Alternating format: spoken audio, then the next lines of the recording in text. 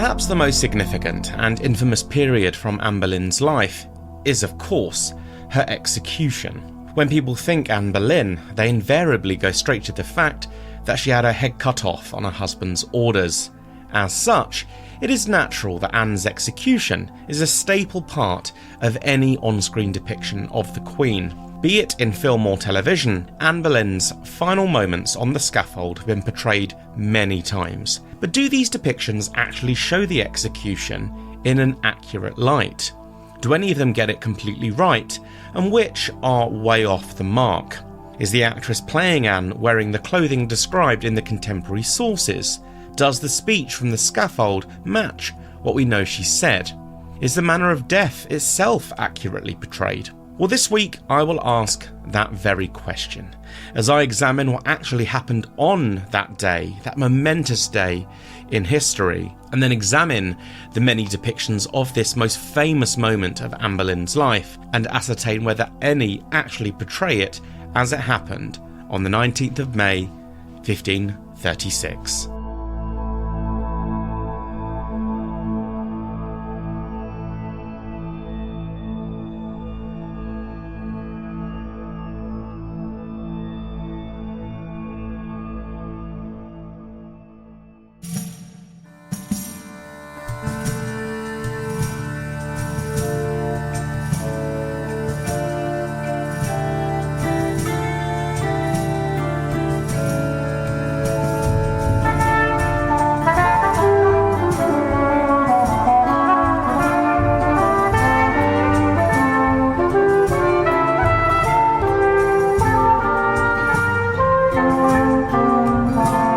Welcome back to the Tudor Chest podcast, episode 137, Anne Boleyn's execution, the facts and the interpretations.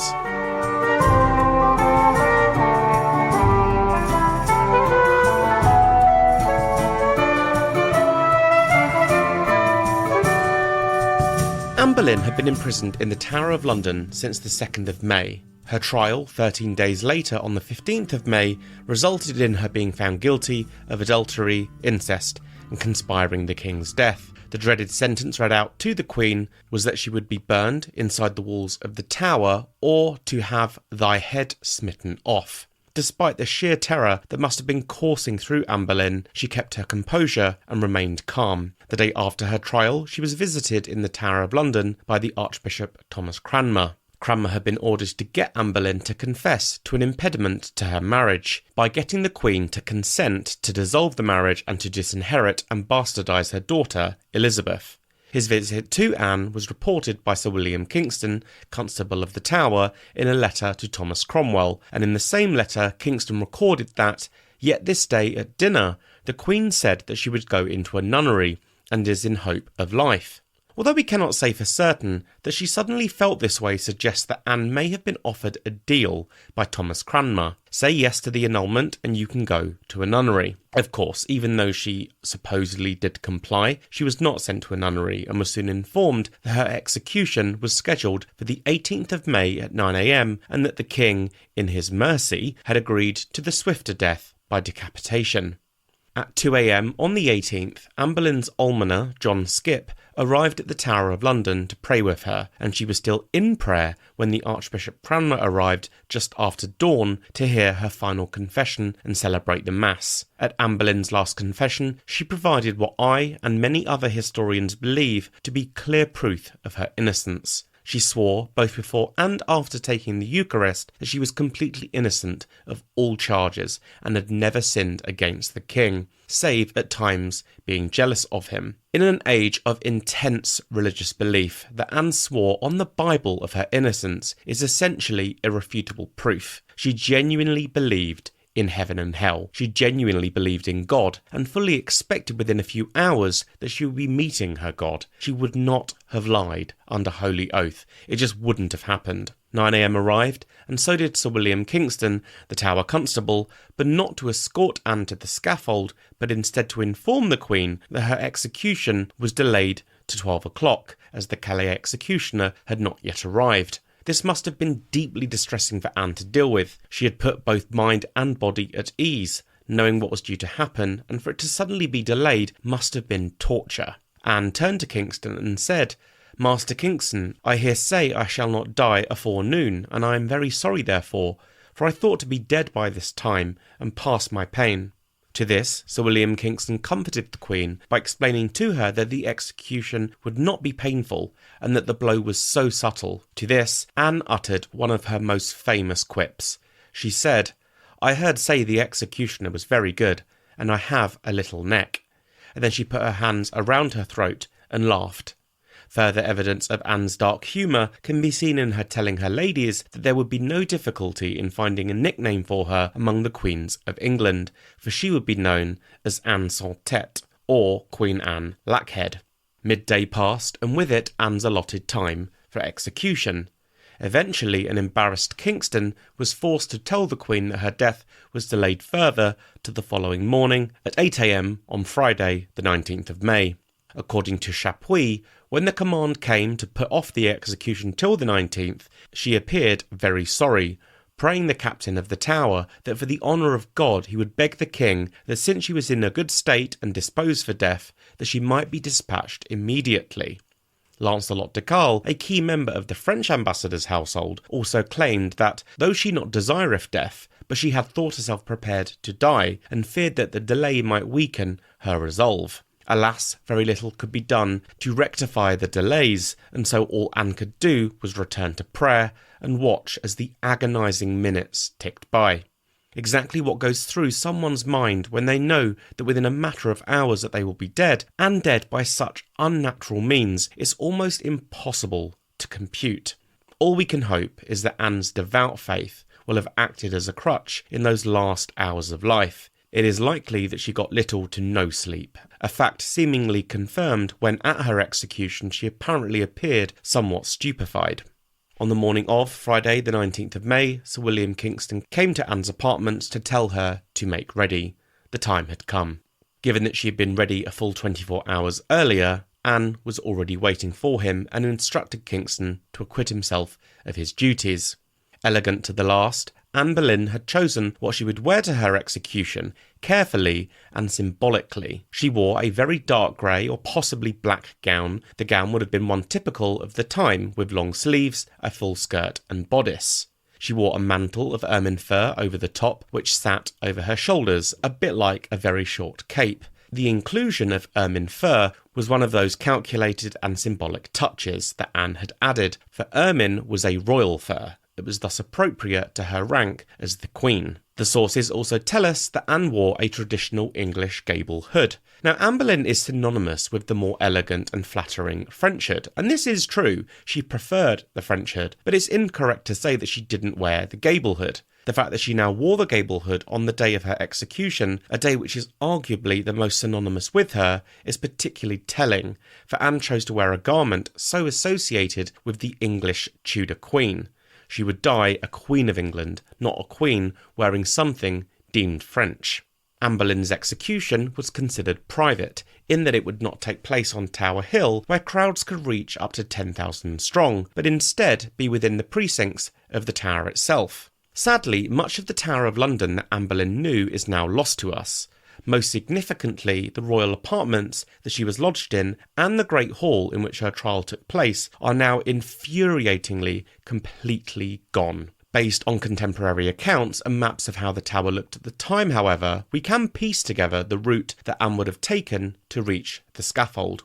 Looking at an aerial map of the tower, the royal apartments were in the bottom right-hand corner of the tower complex, occupying an area which now houses the tower's workshop. Anne would have left her apartments and walked diagonally across what is now called the innermost ward, but was then the courtyard between the Great Hall and the original Jewel House, which sat directly south of the southern wall of the White Tower.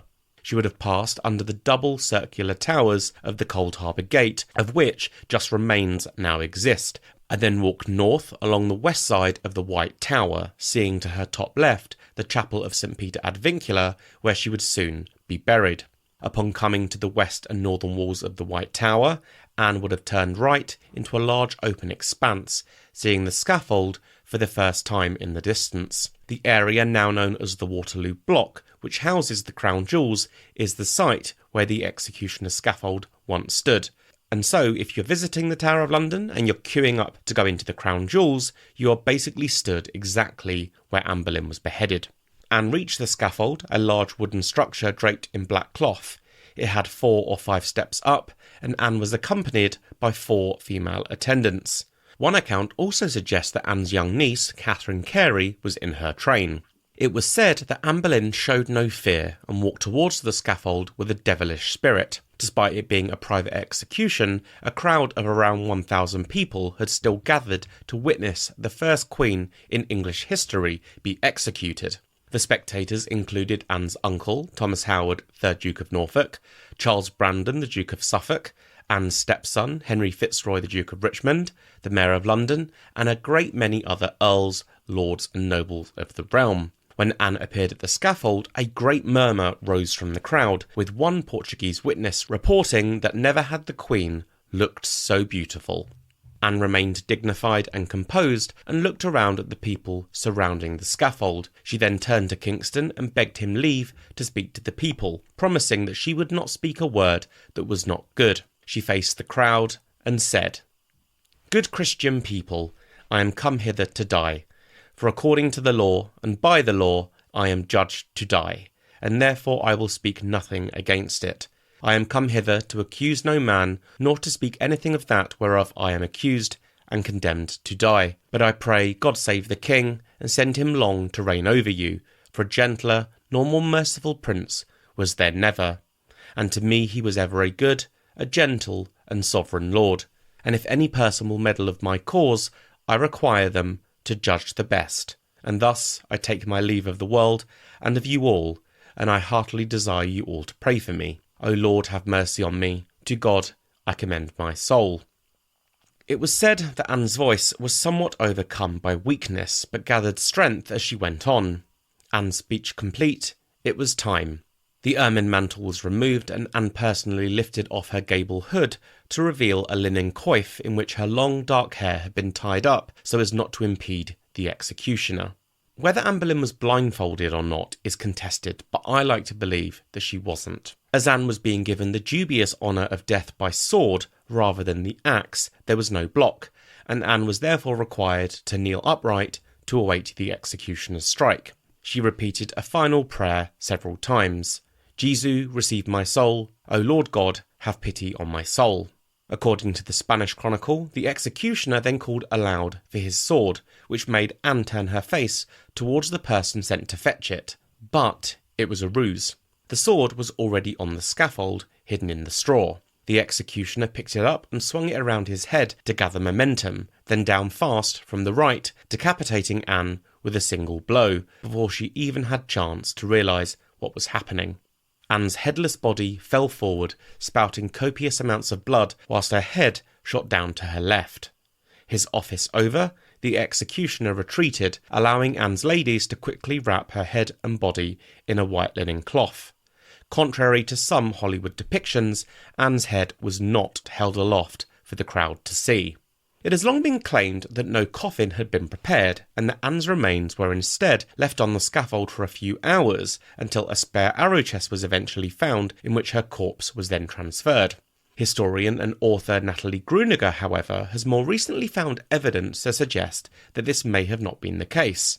In her book, The Final Year of Anne Boleyn, she points out that only one account mentioned the arrow chest story, and that the account was an old diary belonging to a surveyor of the Tower of London, a man called, and yes, I am being serious, Anthony Antony.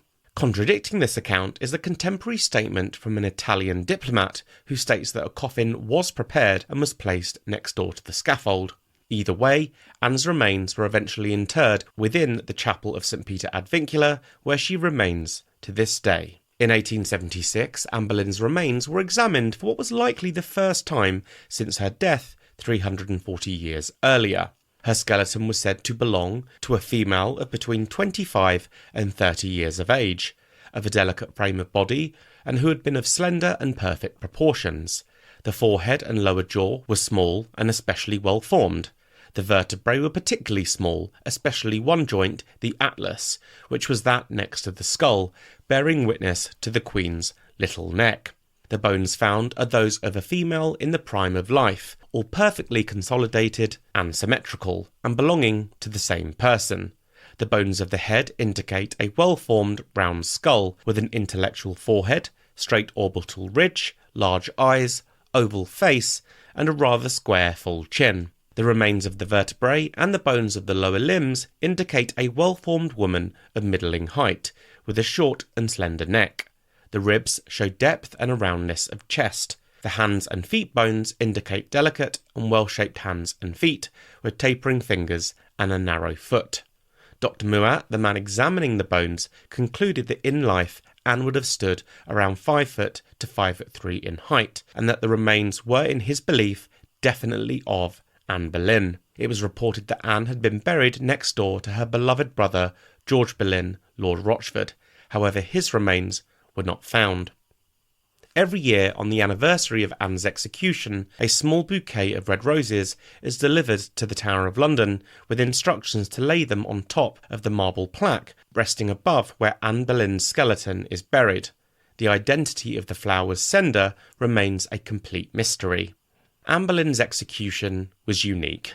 Not only was she the first queen in English history to be executed, but she was also the only high-profile victim of the Tower of London to die by the sword. All other noble decapitations under Henry VIII were by the more clumsy block and axe. Exactly why Anne Boleyn was granted this mercy is difficult to say. Certainly it was not given to her cousin Catherine Howard 5 years later, when her guilt was certainly more assured than Anne's ever could be. Either way, Anne's death was a remarkable and shocking day in history. She showed the world then and ever since that she was a brave and truly extraordinary woman who faced her death with dignity and great personal strength. So that is what happened on the day itself. And so, on to the review of the different depictions of Anne Boleyn's execution in film and television. The first I will cover is from the 1933 film The Private Life of Henry VIII. The film opens with Anne's execution, meaning that Catherine of Aragon's story is totally omitted. In fact, somewhat hilariously and awfully at the same time, a card comes up at the start of the film. I'm laughing because it is so ridiculous, but the card that comes up at the start of the film basically says that Catherine's story was of no importance, which is why it's cut from the film. Anne Boleyn is played by Merle Oberon, a Hollywood legend, but given that the film is 90 years old, it is, to a modern eye, ludicrously twee, very much a product of its time. Spectators of the execution are shown gathering in specially erected stalls, all speaking in the most clipped, upper-class British accents that you've ever heard. One woman in particular sounds very much like the young Elizabeth II did in those speeches that the late Queen made back in the 30s and 40s. Anne Boleyn walks out to the scaffold wearing a red gown and French hood. Upon mounting it, Anne says, "What a lovely day." I know. Her speech is totally omitted, and there is also a wooden block, which we know, as I've already covered, was not on the scaffold on the day that Anne Boleyn died. We do not see Anne kneel at the block. Instead, we see the face of Jane Seymour as a cannon is fired to let us know that Anne Boleyn has been killed. Basically, nothing from this depiction is in line with the records of the day, save the presence of a scaffold and that Anne dies by decapitation. That's really all there is. So yeah, it's not the best accurate depiction. The next is from Anne of 1,000 Days. As the film is basically an Anne Boleyn biopic, it is natural that it would end with her death, and the scene is an improvement on the depiction from The Private Life of Henry VIII, but is still quite far from what the records tell us actually happened. Firstly, Geneviève Bujold's Anne is wearing a long grey cloak. It's a bit like a floor-length cape, really. The mantle of ermine fur is missing, as is the gable hood. She walks towards the scaffold and upon reaching it, looks to the left of the scaffold and sees a coffin bearing the king's initials. A look of sad acceptance that she is dying on her husband's orders crosses her face. Once on the scaffold, we see that a very small crowd of just 10 or so has gathered, including Thomas Cromwell. In reality, as I've covered, there were in fact around 1,000 spectators at Anne Boleyn's execution. We see Anne and Cromwell exchange cold looks of hatred for each other. Her cloak is removed to reveal a black gown which is almost exactly as described in the accounts, save that it had a white kirtle rather than red. Anne's speech is entirely cut, as are her prayers. Instead, she immediately kneels in the straw, and Kingston gives the nod to the executioner to proceed. He waves to a troupe of drummers, who immediately begin drumming. This is unique to Anne of a Thousand Days. I've never seen it included anywhere else in depictions of Anne's death. Anne turns and looks at the executioner in the face. In horror, he shouts for his assistant to distract her, which he does. Anne turns her head, and as she does so, the executioner strikes. Cannons are fired, and we see the king miles away, hearing them go off, letting him know that his second wife is dead. We then cut back to the tower with an aerial shot of the bloody scaffold and Anne's ladies carrying her coffin away. As I said, this depiction of the execution is somewhat better than the private life of Henry VIII, but is still a large way off what actually happened. I could be wrong, but I suspect the omittance of the scaffold speech was driven by the fact that just minutes earlier in the film, Anne has a showdown with Henry VIII inside her cell at the Tower and delivers perhaps the most iconic moment from across the whole film. It's a standout moment. It's entirely fictitious. We know Henry and Anne did not meet in the Tower, but it's such a brilliant scene. Geneviève Bujold tears Richard Burton apart. It's wonderful. I will include a clip of it here so that people can hear that remarkable speech. You shall go abroad and take Elizabeth with you. You will be well cared for. Please set me free. To marry Seymour and make our child a bastard. No, no. Man, you leave me no choice. Once I told you any children we had would not be bastards. You promised marriage and the crown. Now you try to dance out of your promise. Well, I won't have it. We are man and wife together, king and queen. I keep that. Take it from me as best you can. Then you have decided, and so have I. Before you go, perhaps you should hear one thing. I lied to you. I said I love you, but I lied. I was untrue. Untrue with many. That is a lie. It is true. I was unfaithful to you with all of them. With half your court. With soldiers of your guard. With grooms. With stable hands. Look, for the rest of your life, at every man that ever knew me, and wonder if I didn't find him a better man than you. You. Oh. But Elizabeth was yours. Watch her as she grows. She's yours. She's a Tudor. Get yourself a son on that sweet pale girl if you can, and hope that it will live. But Elizabeth shall reign after you. Yes, Elizabeth, child of Anne the whore, and Henry the bloodstained lecher, shall be queen. You asked for death, and you shall have it. So be it. Only what I take to my grave, you take to yours. And think of this, Henry. Elizabeth shall be a greater queen than any king of yours. She shall rule a greater England than you could ever have built. Yes, my Elizabeth shall be queen, and my blood will have been well spent.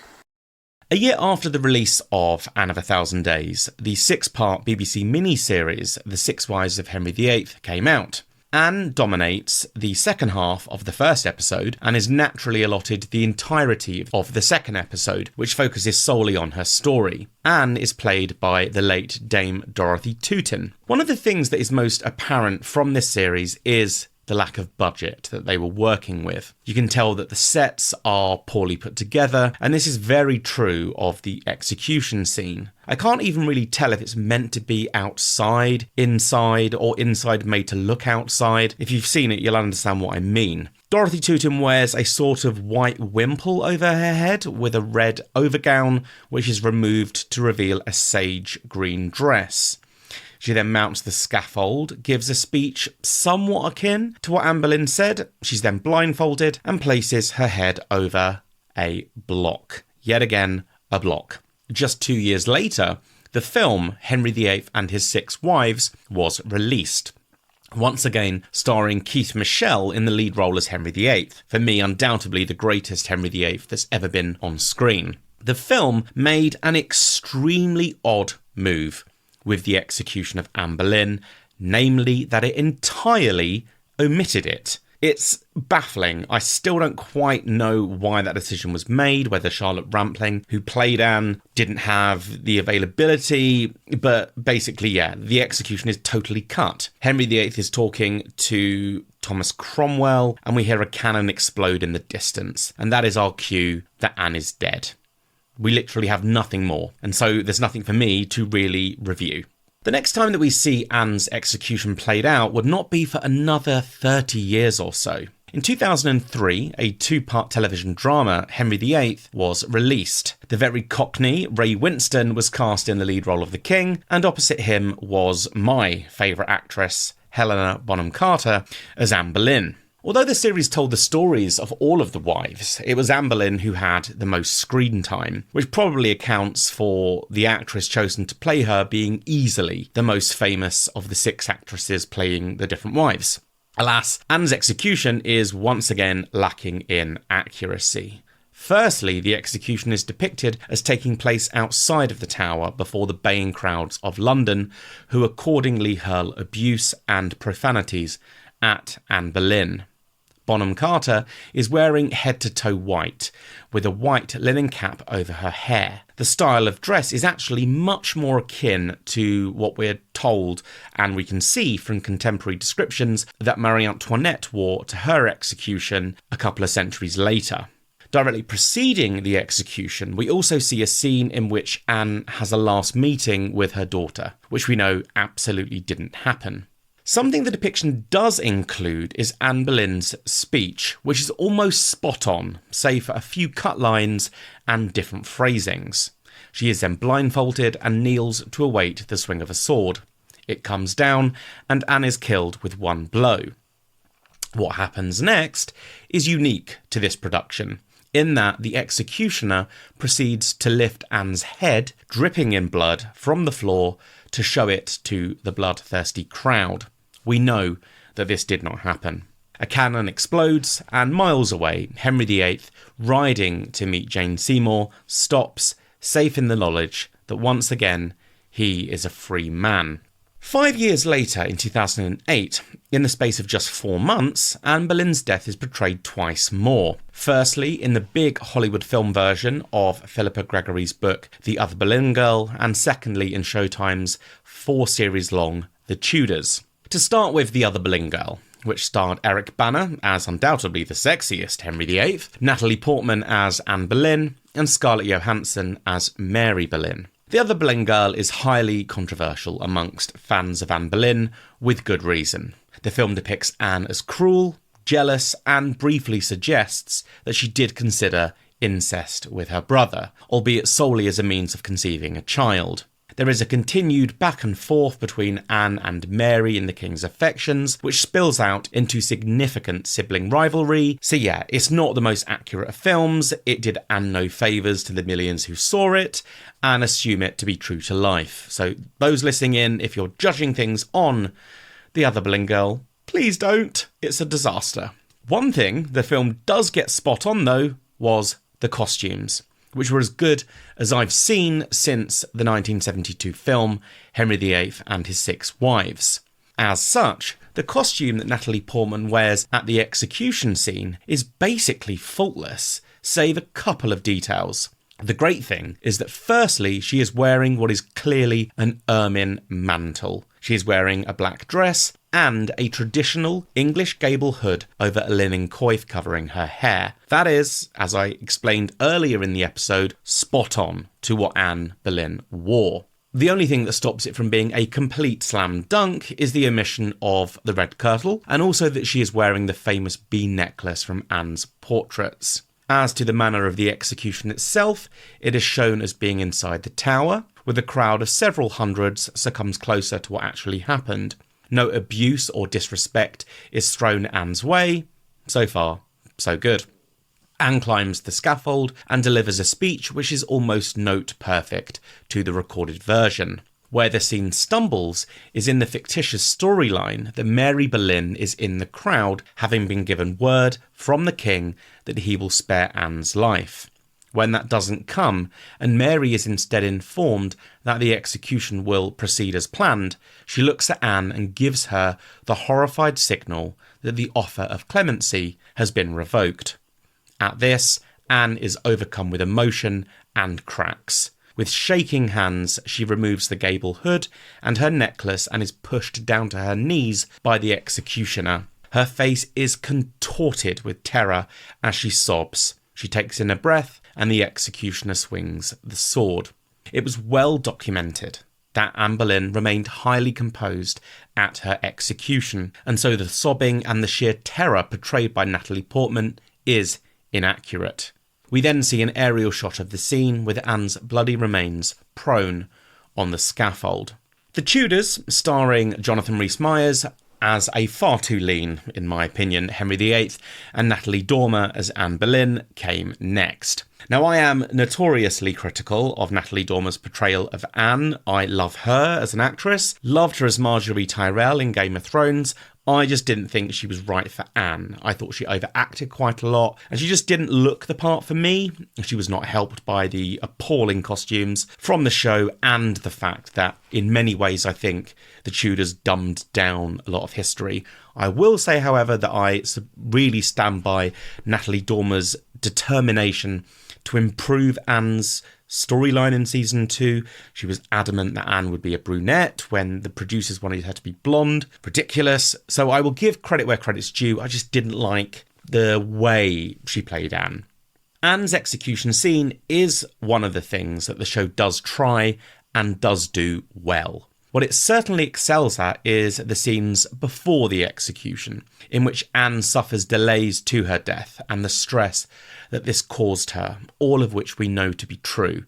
And actually, thinking off the top of my head, I think this is the only depiction of Anne's execution that does that. Maybe with Dorothy Tootin, I can't quite remember. Yes, I think it does. I think Dorothy Tootin's portrayal also includes those delays, but it's most evident in the Natalie Dormer portrayal in The Tudors.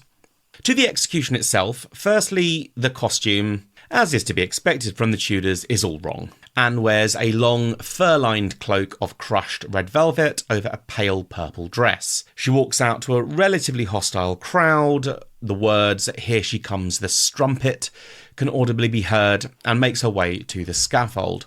Upon mounting the scaffold, Natalie Dormer then delivers an almost word-perfect recreation of Anne's speech. She's strong, brave, and focused. The show then departs from the facts in that it breaks the speech up into effectively 2 parts. Anne delivers the bulk of her speech. She then pauses to remove her cloak, put the linen cloth over her head, remove her jewellery, pay the executioner, and forgive him for what he must do. She then goes back to her speech, finishes it, and kneels to await the executioner's strike. Accurately, Anne repeatedly prays. As a mark of respect, the crowd gathered to watch her death then drop to their knees. A sobbing Sir Thomas Wyatt watches from afar. A somewhat confused Anne then looks about her, wondering effectively why she's still alive. The executioner bellows for his sword, and Anne turns her head and looks at the young son of Sir Charles Brandon. This is the first example of the legend that the executioner pulled a ruse, basically, to distract Anne. This is the first version of that we see on screen. Anne stares at the young boy, we see the sword fly in from behind, and we then have a close-up of Anne's face, clearly in shock as her head falls to the floor. If Natalie Dormer had been wearing a costume that was totally accurate, then I think, save breaking the speech up, this would have been an almost spot-on record of Anne's execution. Next, we have Wolf Hall. Released in 2015, Wolf Hall was a 6-part drama adaptation of the late Dame Hilary Mantel's first 2 books about Thomas Cromwell, Wolf Hall and Bring Up the Bodies. The series received universal critical acclaim. In fact, many critics called it perfect television, and obviously we had season 2 just a couple of years ago. Anne Boleyn was played by the incredible Claire Foy in what is my favourite depiction of Anne Boleyn after Geneviève Bujold, although it is not a performance that is to everyone. It's not a particularly kind or sympathetic version of Anne, but I think those who make that assessment are often looking at Anne through their own eyes, whereas the whole setup of this series that it's told through Cromwell's eyes. We're seeing Cromwell's Anne, and Claire Foy's depiction of a woman desperately trying to hold on to an increasingly greasy pole feels really accurate to me. It's what the real Anne Boleyn, I think it's what the real Anne Boleyn would have been going through. As to the execution, Anne is dressed in a dark grey gown with a long cape trimmed in ermine fur over the top. There is no visible kirtle, and she is also seen wearing a very poor version of a French hood, which looks more like a headband. And whilst I'm on that subject, what was going on with the French hoods in the first series of Wolf Hall? On a show that was so accurate in so much of its production, why were the French hoods so abysmal? I mean, they improved them in the second season, but yeah, season 1, don't know what was going on there. Anyway, I digress. Accurately, and I think this is the only version, again, that I've seen in film and television, Anne is seen handing out alms to the poor as she walks towards the scaffold. This did happen, and as I say, it's the only version of Anne's execution to actually include it. Anne is seen frequently looking up at the tower, and Cromwell is heard as saying she thinks there's still hope of a reprieve, basically. Anne mounts the scaffold and delivers her speech, which is entirely in line with the records. She does, however, speak quite softly, necessitating the crowd to walk closer to the scaffold. After finishing her speech, Anne kneels down and is blindfolded. As the band crosses her eyes and the world goes to black for Anne, she does appear terrified and begins to shiver. She repeatedly prays and awaits death. As she does so, the executioner reveals his sword to sharp intakes of breath from the crowd. He silently removes his shoes and crosses behind Anne. The executioner quickly moves behind Anne and says aloud in French, "Apportez l'épée," which, as Anne speaks perfect French, she knows means "bring the sword." Her head follows the noise, and in that moment, the executioner goes back to Anne's other side and swings down, killing her instantly. Anne's ladies, in a rare sign of solidarity, flock around the corpse and tell the men on the scaffold that they do not want any men touching her. Wolf Hall's depiction of Anne's end, like the other Boleyn girl and the Tudors, is almost there, but falls short on 2 accounts. The obvious fear Anne displays, as seen in the other Boleyn girl, and poor costuming, as seen in the Tudors. If they got these 2 things right, then I think this would have been pretty much exactly as described. The setting is also incredibly bleak. It's wet and it's windy. It looks like the execution is taking place in November rather than in May, but that's a small point. And so finally, we come to the most recent incarnation of Anne's execution, which was from the 3-part Channel 5 drama from 2021, simply called Anne Boleyn. This was the highly controversial drama that caused quite a stir because an actress of colour, Jodie Turner-Smith, was cast in the role of Anne Boleyn. It was entirely expected that the decision to cast a black actress as Anne would be met with differing opinions, which certainly happened. Anne's story is not one about race, so really anyone could ostensibly play her. But what I would say is that Anne's story is also one that we've seen done many times before. What I thought was interesting about this was that actually several black critics came forward and said that they felt it was misplaced diversity, that putting a black woman in a white woman's role isn't actual genuine diversity, and that true diversity would mean telling the stories of amazing African, Asian or South American queens with as much budget, care and marketing, and that would be a better way of celebrating unrepresented voices, which I think is an entirely fair assessment. I didn't have an issue with the show, but as I say, there probably are better ways of doing these sorts of things. In the show, Anne's execution is poorly, excuse the pun, executed. As she prepares to meet death, she writes a letter to her daughter Elizabeth, which she reads out as a voiceover. Anne appears with a white veil over her face, with a black crushed velvet gown and a French hood. Upon mounting the scaffold, Anne does not address the crowd. Instead, she talks to her ladies before allowing herself to be blindfolded. She kneels, prays, and is killed. The only thing that is slightly unusual about this one that I don't think I've seen anywhere else is that the executioner swings the sword around his head a couple of times to build momentum. We then cut to her ladies who are broken down with emotion. So, do any of these depictions get Anne's execution completely right? Well, sadly, no, they don't. The closest, ironically, is the film which is the most inaccurate in its telling of Anne's story, The Other Boleyn Girl. It is this film, as well as in The Tudors and Wolf Hall, that almost get there. But we have one or two elements which stops them from being spot on. If we look at the sets and the costumes of The Other Boleyn Girl, with the delivery of Natalie Dormer, and the accuracy of Anne's death from Wolf Hall, then we'd have the exact execution as it is recorded. It is only these three among the many depictions of Anne's final moments that in any way do justice to the 19th of May, 1536, and to the end that Anne Boleyn had to endure. So let us remember Anne as she was on the 19th of May herself.